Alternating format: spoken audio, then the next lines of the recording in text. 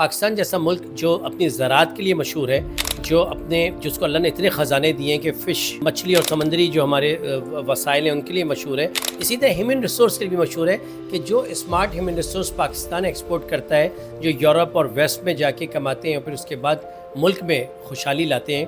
اس کی مثال آپ کو سب سے زیادہ تو 2005 کے زلزلے میں نظر آئے گی کہ جب زلزلہ آیا تو بہت ہیوج اماؤنٹ بیرون ملک رہنے والے پاکستانیوں نے پورے گاؤں بنائے.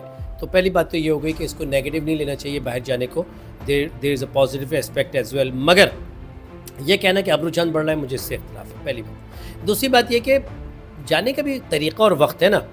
ایک وبا کی صورت میں ایک بیماری بنا کے کہہ دینا کہ جی ہم جا رہے ہیں، اور ایک کیوس کریٹ کر کے اور ایک فیلئر اسٹیٹ ڈکلیئر کر کے جانا، نہ کہ آگے تعلیم حاصل کرنے کے لیے جانا اور بیسٹ پروفیشنل اسکلز ڈیولپ کر کے ڈاکٹر عبدالقدیر خان کی طرح، ادیب رضوی کی طرح، ایسے قابل ڈاکٹروں کی طرح واپس آنا اور اپنے ملک میں ادارے بنانا.